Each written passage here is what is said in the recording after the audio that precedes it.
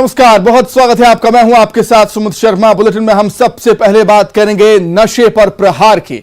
मध्य प्रदेश में सीएम की सख्ती के बाद पुलिस एक्शन में है। प्रदेश में नशे के सौदागरों पर शिकंजा कसा जा रहा है। भोपाल सहित ही अलग अलग शहरों में पुलिस ने ताबड़तोड़ छापेमारी की। सीएम ने नशा मुक्ति अभियान को लेकर बैठक भी की है।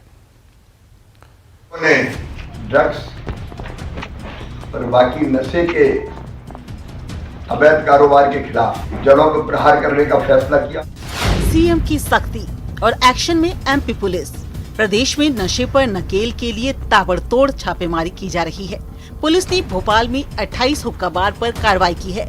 ग्वालियर में रेस्टोरेंट और कैफे की आड़ में चल रहे 2 हुक्का बार पर छापा मारा गया। पुलिस ने यहां पार्क एंड पफ कैफे पर छापेमारी की। यहां नाबालिग छात्रों को नशा कराया जा रहा था। कैफे के संचालक सौरभ चौहान और 2 कर्मचारी गिरफ्तार किए गए हैं और कैफे को सील कर दिया गया है। पटेल नगर में भी कैफे की आड़ में हुक्का बार चल रहा था। यहां से भी 3 लोगों को गिरफ्तार किया गया है। पुलिस ने जबलपुर में भी नशे के कारोबारियों पर शिकंजा कसा है। यहां 47 आरोपियों को गिरफ्तार करते हुए 10 किलो से ज्यादा गांजा और 1 लाख की शराब जब्त की गई है। मंदसौर में भी पुलिस ने 85 ढाबा, होटल और डेरों पर छापा मारते हुए यहां से शराब बरामद की और 17 आरोपियों को गिरफ्तार किया है। गृह मंत्री नरोत्तम मिश्रा ने बताया कि नारकोटिक्स ड्रग एक्ट में पुलिस ने 24 घंटे में 189 मामलों में 200 लोगों को आरोपी बनाकर मादक पदार्थों की जब्ती की है, जबकि शराब के मामले में पुलिस ने 2589 मामले दर्ज किए हैं। सीएम शिवराज ने नशा मुक्ति अभियान को लेकर समीक्षा बैठक की, जिसमें डीजीपी सहित प्रदेश के सभी पुलिस अधीक्षक और पुलिस के आला अधिकारी मौजूद रहे। बैठक में सीएम ने कहा कि नशा मुक्ति अभियान में बेहतर काम करने वालों को मध्य प्रदेश दिवस में सम्मानित किया जाएगा। लोगों ने ड्रग्स और बाकी नशे के अवैध कारोबार के खिलाफ जड़ों पर प्रहार करने का फैसला किया और महाअभियान शुरू किया है। मैं बधाई देता हूं हमारे जिलों के सभी साथियों को, कलेक्टर, एसपी को। कई जगह बहुत प्रभावी कार्रवाइयां प्रारंभ हुई है। प्रदेश में सीएम शिवराज के निर्देश के बाद पुलिस लगातार कार्रवाई कर रही है, जिसके तहत नशे के सौदागरों पर शिकंजा कसा जा रहा है। जो लोग गैर कानूनी तरीके से नशे का धंधा कर रहे हैं, उन्हें सलाखों के पीछे पहुंचाया जा रहा है। Bureau report, news 18। इधर निवाड़ी में नशे के खिलाफ पुलिस का एक्शन देखने को मिला। यहां करीब 1 क्विंटल 38 किलो गांजा जब्त हुआ है। बरामद गांजे की कीमत 14 लाख रुपए बताई जा रही है। 2 आरोपियों को पुलिस ने गिरफ्तार भी किया है। वहीं खरगोन में भी नशे के खिलाफ पुलिस अभियान चला रही है। यहां 2 दिन में 178 मामलों में 180 आरोपियों को पकड़ा गया, जिनमें से 1276 लीटर अवैध शराब बरामद हुई। वहीं सार्वजनिक जगहों पर नशा करने वाले लोगों के खिलाफ 81 मामले दर्ज हुए हैं। वहीं 91 आरोपियों को पकड़ा है। इस अभियान से नशा माफियाओं में हड़कंप मच गया। खरगोन की बात करें तो खरगोन में भी नशे के खिलाफ पुलिस अभियान चला रही है और यहां 2 दिन में 178 मामलों में 180 आरोपियों को पकड़ा गया है।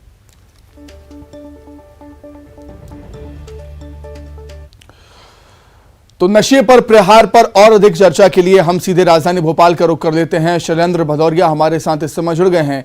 शैलेंद्र, लगातार हम देख रहे हैं कि प्रदेश के अलग अलग हिस्सों में नशे पर प्रहार पुलिस यहां पर कर रही है, लेकिन इससे एक बात तो साफ है कि मध्य प्रदेश में जो नशे का कारोबार है वो फल फूल रहा है और यही वजह है कि सीएम शिवराज को एक मीटिंग करनी पड़ी और मीटिंग में निर्देश दिए गए पुलिस अधिकारियों को।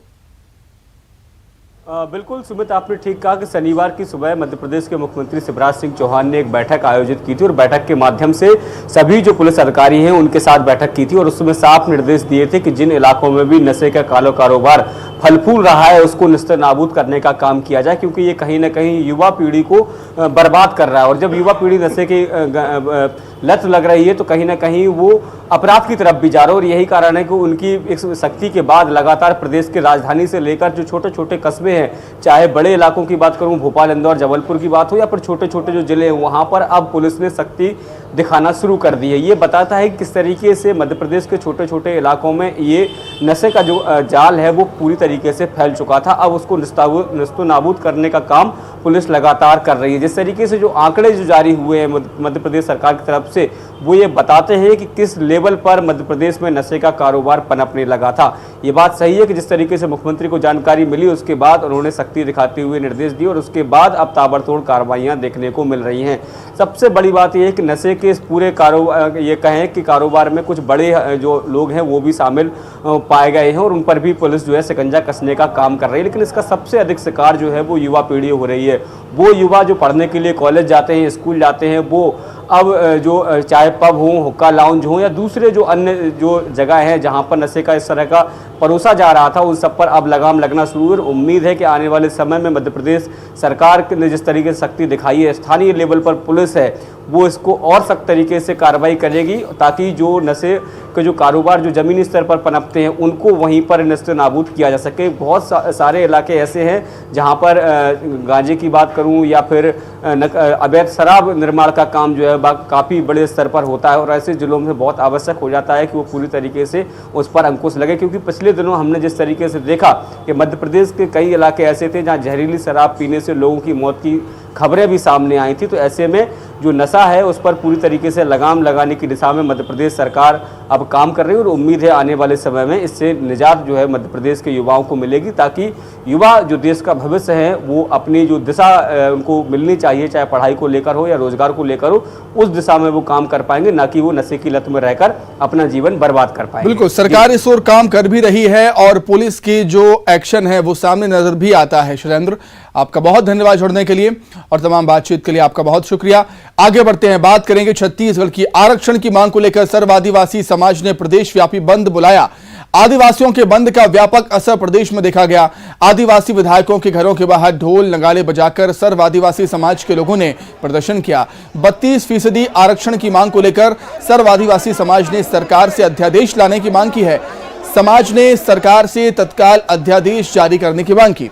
आदिवासी समाज अब अपने अधिकार के लिए पीछे नहीं हटेगा, ये कहना है आदिवासी समाज के लोगों का। कोंडागांव में आदिवासियों ने पीसीसी अध्यक्ष मोहन मरकाम के बंगले का घेराव कर दिया।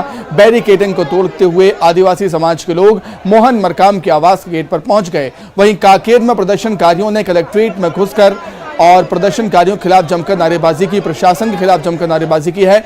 जगदलपुर और मुंगेली में भी सर्व आदिवासी समाज के लोगों ने जमकर प्रदर्शन किया। तो 4 तस्वीरें इस समय आप देख रहे हैं कोंडागांव, कांकेर, जगदलपुर और मुंगेली की, जहां पर सर्व आदिवासी समाज के बंद का व्यापक असर देखने को मिला है। बंद तो हुआ ही और रैली भी निकाली गई, रैली निकालकर प्रदर्शन भी किया गया। चारों जगहों पर व्यापक असर देखने को मिला है। ठीक है, अलग अलग जगहों से क्या कुछ तस्वीरें निकलकर सामने आई हैं, कितना व्यापक असर देखने को मिला है वो हम जानेंगे। फिलहाल हमारे साथ कोंडागांव से विवेक श्रीवास्तव जुड़ गए हैं। विवेक, कोंडागांव में भी हमने देखा है कि काफी व्यापक असर देखने को मिला है इस प्रदर्शन का, इस बंद का। कैसे हालात थे वहां पर?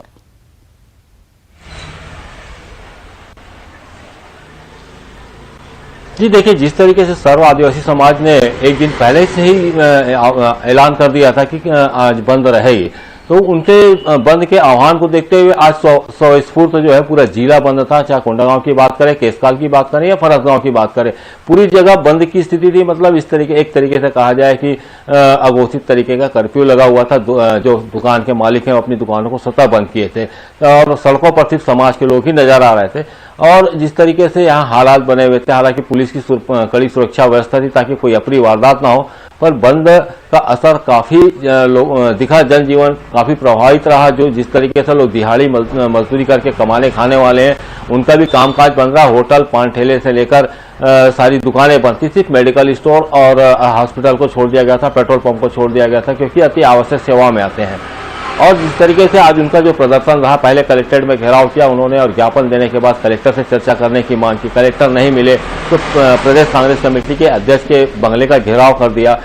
जो सर्व आदिवासी समाज के जो नेता थे उनका कहना था कि भाई ये हमारे प्रतिनिधि है जिनको हमने चुनकर भेजा है, ये हमारी बात सदन तक पहुंचाएं और तत्काल अध्यादेश लेकर आए। और इसमें हम दोनों ही पार्टी के लोगों को दोषी मानते हैं जिन्होंने हमारे हक का हनन किया है, हमारे अधिकार के लिए सही तरीके से लड़ाई नहीं लड़ी है। जी बिल्कुल। विवेक, अगले साल विधानसभा चुनाव प्रदेश में होने हैं और मौके की नजाकत को समझते हुए कहना गलत नहीं होगा कि सर्व आदिवासी समाज के लोग अब उग्र हो चले हैं अपने आरक्षण के मुद्दे को लेकर।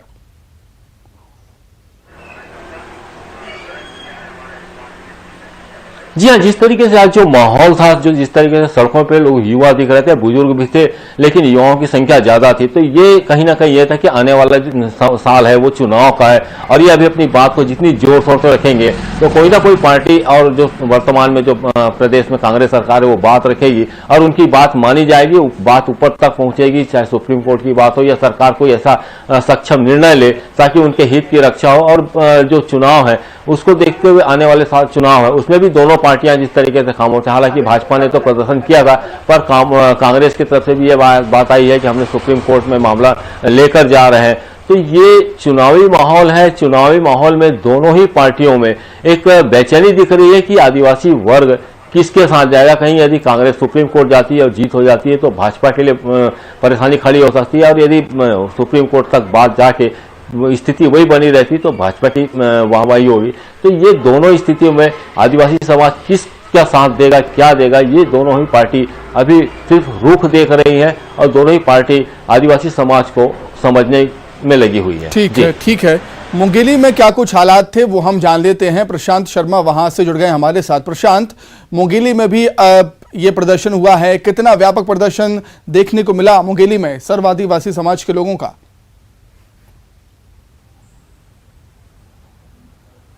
जी, निश्चित रूप से मुंगेली में भी आरक्षण को लेकर और आरक्षण के यथावत रखने की मांग को लेकर अनुसूचित जनजाति के लोगों ने कलेक्ट्रेट के सामने जमकर प्रदर्शन किया और सैकड़ों की संख्या में सर्व आदिवासी समाज के लोग यहाँ मौजूद थे और जो आरक्षण है 32% उसे यथावत रखने की मांग कर रहे थे। साथ ही उन्होंने कलेक्टर को ज्ञापन भी सौंपा है और जमकर प्रदर्शन किया है। बिलासपुर मुंगेली मार्ग पर यह प्रदर्शन किया है। वहीं हमारे साथ इस समय सर्व आदिवासी समाज के जिलाध्यक्ष सुरेश कुशरू भी हैं। हम उनसे जानना चाहेंगे पूरा प्रदर्शन किस तरह था और किस तरह की मांगे हैं आप लोगों की? हमारी मांगे हैं पूरे छत्तीसगढ़ में 32% आरक्षण लागू किया जाए, नहीं तो हमारे पूरे समाज उग्र आंदोलन करने के लिए तैयार हैं और कभी 19 तारीख को भी सर्व आदिवासी समाज के द्वारा उग्र आंदोलन किया जाएगा। और इसमें अगर इस 32% आरक्षण को की अधिसूचना जारी नहीं किया जाता तो भयावह स्थिति 2023 में भुगतना पड़ेगा। पूर्व सरकार के द्वारा भी आदिवासियों को छला गया है और वर्तमान सरकार के द्वारा भी आदिवासी को छला जा रहा है। जी सुमित, देख सकते हैं कि जो ये सर्व आदिवासी समाज है इनका जो आक्रोश है कांग्रेस और भाजपा दोनों ही दलों को लेकर है और जो दोनों ही दलों के खिलाफ इन्होंने आज नारेबाजी भी की और जमकर प्रदर्शन किया है। जी सुमित, बिल्कुल, एक बात तो साफ है कि आदिवासी समाज इस बार आर पार की लड़ाई की मूड में है और कमाल की बात यह है कि बीजेपी कांग्रेस दोनों ही दल अपने आप को आदिवासी हितैषी बताते हैं। बहुत धन्यवाद आप दोनों को जुड़ने के लिए और तमाम बातचीत के लिए। तो देखिए 4 तस्वीरें आप इस समय देख रहे हैं टीवी स्क्रीन पर। कोंडागांव, कांकेर, जगदलपुर, मुंगेली, जहां पर आदिवासी सर्व आदिवासी समाज के लोग उग्र प्रदर्शन करने सड़कों पर उतर आए। कई जगहों पर बैरिकेडिंग भी तोड़ दिए गए और पुलिस से झड़प भी हुई है। कहीं ना कहीं आदिवासी समाज के लोगों की उनकी एक ही मांग है कि उनको आरक्षण मिले और जब उनका यही कहना है कि पूर्व की सरकार ने भी आदिवासियों को छला है और वर्तमान की सरकार भी आदिवासियों को छल रही है। आगे बढ़ेंगे। बड़ौदा में भारी बारिश ने प्रशासनिक व्यवस्थाओं की पोल खोल दी। यहां अस्पताल में बरसात का पानी घुस गया जिससे मरीजों का हाल बुरा हो गया। अब तस्वीरें देख सकते हैं, मरीज, अटेंडर सब पलंग पर बैठे हुए आपको नजर आ रहे होंगे क्योंकि नीचे पानी भरा है। यहां कमरों में बारिश का गंदा पानी घुटनों तक भर गया है। ये देखिए बाहर की तस्वीरें आप देख रहे हैं किस तरीके से मरीज अपने पैरों को ऊपर करे हुए पलंग पर बैठे हुए हैं। पुरानी है, लगभग 40-50 साल पुराना अस्पताल है। उसके बाद इसमें चारों तरफ जो सड़क बनी है नई सीमेंटीकरण हुआ है, उसके कारण सड़क का उठाव करीबन 2 फुट 2.5 फुट ऊंचा हो गया है। अस्पताल का परिसर हमारा 2-2.5 फुट नीचे चला गया है। दूसरा जो कारण है, हमारे जो नाले चौक हैं, तो नाला चौक होने के कारण जो परिसर के अंदर पानी भरता है वो बाहर नहीं जा पाता है, वरना नालों से बाहर निकल पाता है, तो वो बैक होकर के पूरा का पूरा जच्चा खाने की जो हमारी बिल्डिंग है उस बिल्डिंग में जाके चला जाता है। और अस्पताल हमारा इतना पुराना है कि जिस ऑफिस में आप बैठे हुए हैं, जरा अगर आप कैमरा ऊपर करेंगे तो सारा का सारा मल्टी आज अभी 3-4 दिन हो चुके हैं, उसके बाद भी आज भी मल्टी हमारी चू रही है, पूरा पानी टपक रहा है। यहाँ पे ऊपर जितनी लाइटिंग है उसमें आज आग लग गई। हमारे जो कमरे हैं जहाँ डॉक्टर ड्यूटी रूम है और डॉक्टर सोते हैं, वहाँ पे सारे कमरों की छतें टपक रही हैं और उनमें हमें रात में बेड उठाकर एक जगह से दूसरी जगह, दूसरे से तीसरी जगह करना पड़ता है। इस तरह से हमारी रातें गुजरती हैं। समस्याएं तो काफ़ी हैं और मरीजों के लिए ये है कि जो आउटसाइडेड है वहाँ पर परिसर में पानी भरता है, अंदर साइड हमारा उठाव पर्याप्त है, तो जच्चा खाने की जो जितने भी पेशेंट हैं, मरीज हैं, वो बिल्कुल सुरक्षित है, उन्हें उसमें डिस्टर्ब नहीं। आने जाने में थोड़ी समस्याएं हमारी हो रही हैं, जैसी बारिश रुकती तो उस पानी को बाहर निकाल देते। ज्यादा जानकारी के लिए हम बातचीत करेंगे। मुरैना संवाददाता दुष्यंत सिकरवार जुड़ गए हैं इस समय हमारे साथ फोन पर। दुष्यंत, जिस तरीके से डॉक्टर बता रहे हैं अस्पताल का हाल बेहद ही खराब है और दुर्भाग्यजनक बात यह है कि हर साल ऐसी तस्वीरें सामने आती हैं। दुष्यंत जी बिल्कुल पुलिस जी, इस बार हालांकि देखने को आया है बरसात के मौसम में ज्यादा बारिश नहीं हुई, लेकिन अभी जो पिछले 3 दिन से यहाँ लगातार बारिश हुई उसका उसी का कारण था कि ये जो अस्पताल परिसर है बोरसा का, उसमें पानी भर गया और बाढ़ जैसे हालात बन गए। मरीज और अटेंडर दोनों ही परेशान हुए। अस्पताल प्रशासन का भी एक अलग ही बहाना है कि बिल्डिंग जो है पुरानी है और बाहर जो मेन रोड है वो काफी ऊंची बन गई है और ये अस्पताल की बिल्डिंग जो है निचली सतह पर हो गई है, इसलिए ऐसा होता है और जर्जर हालत भी है। हालांकि हर साल मेंटेनेंस के नाम पर राशि आती है, खुर्द-बुर्द कर ली जाती है, खानापूर्ति की जाती है मेंटेनेंस के नाम पर, और लेकिन जो सही तरीके से काम होना चाहिए था वो नहीं होता। यही कारण है कि छत भी टपक रही है बरसात के दिनों में जो बारिश हो रही है, और उसके अलावा पानी भी भर रहा है। सीवरेज जो है बिल्कुल नालियां अगर देखी जाए जो जहां से पानी को निकलना चाहिए निकास, वो पूरी तरह से चौक है। नगर पालिका की भी वहां गलती है, जो काम उनको करना चाहिए था, सफाई व्यवस्था उनको देखनी चाहिए थी मानसून के तहत भी और रोजमर्रा के तहत भी, तो वो जल भराव का कारण वो भी है कि जो नालियां हैं वो चौक हैं, जिससे गंदा पानी लौटकर जच्चा खाने में और अस्पताल परिसर में जा रहा है। परिजन जो मरीज हैं उनके साथ भी खिलवाड़ हो सकता है, उनके स्वास्थ्य के साथ, क्योंकि इन्फेक्शन फैल सकता है। नवजात बच्चों हैं और जच्चा बच्चा जो बाढ़ है वो जो प्रसूता बाढ़ है वो अधिक इससे प्रभावित हुआ है। जी पुलिस जी बिल्कुल। दुष्यंत, एक दूसरे पर आरोप लगाए जाते हैं, लेकिन हमने देखा है कि जो समस्या है उसका हल नहीं किया जाता और इसका भुगतान करना पड़ता है आम जनता को, मरीजों को। जी बिल्कुल पुनीत जी, जिस तरह से अगर देखा जाए तो ग्वालियर चंबल संभाग में बड़े बड़े राजनेता, केंद्रीय मंत्री हैं और नरेंद्र सिंह तोमर यहाँ से सांसद भी हैं, उन्हीं का गृह इलाका है बोरसा। वहाँ के अस्पताल की जिस तरह से आप देख रहे हैं हालत है, तो अन्य जगह की स्थिति कैसी होगी ये भी एक सवालिया निशान है। हालांकि वहां पर नगरपालिका से जब बात, बिल्कुल, जिस स्थान पर साफ सफाई रहनी चाहिए, बेहद ही ज्यादा साफ सफाई रहनी चाहिए, उस स्थान पर आप देख सकते हैं किस तरीके से नालों का पानी भरा हुआ। दुष्यंत, आपका बहुत धन्यवाद।